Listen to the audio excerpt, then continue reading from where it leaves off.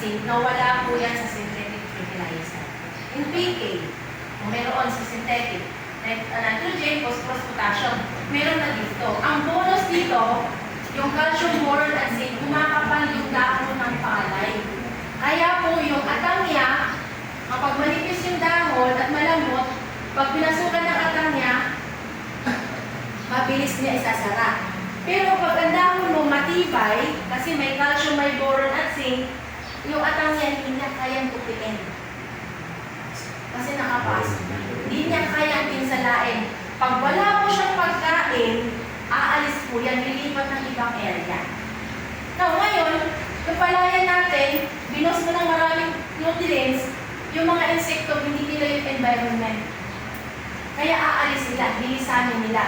Kaya marami na po tayong mga farmer na hindi na po gumagamit ng insecticide, pesticide, dahil po sa dalawa. Sa ganyan po, ma'am, nakalagay ka ilang palayan ang...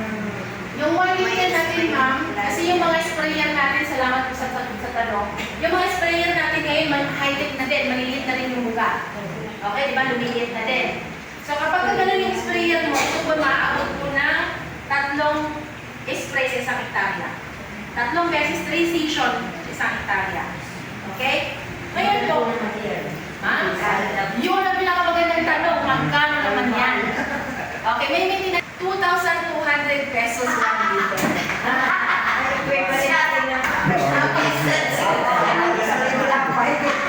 Ito po yung maganda. Alam mo, kaya tinatanong mo kung may maintenance.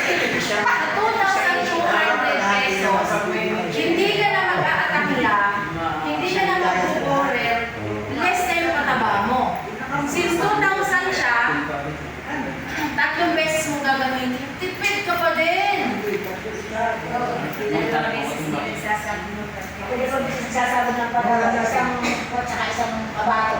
Nagpasabog ka ng pataba ng side dress, ng top dress, o pabatok, whatever man yan, 2 linggo lang po ang visa ng synthetic, ma'am. Pagkatapos magkakasakit na, mag-i-explain na tayo ng synthetic. Dito wala na. Bakit po? Dito, yung palayan natin, parang nakabulalo araw-araw. May pagkain palagi, lalo na pag meron tayo nito. Kasi ito po ay soil conditioner, acid neutralizer, decomposer. Pinabubuhag-hag niya yung lupa. Binubulong niya yung dayami rapidly. Pag nabulong yung dayami, magiging lupa. Pag naging lupa yun, pagkain na ng halaman. Anytime nakakain yung halaman, nagpupubay yung soil kasi nilihap mo yung soil. Yes. Tinitimpla mo ito. Ito po 1 kilo para po sa isang hektarya. Ito po ay 1,600 pesos. 1 kilo, isang hektarya.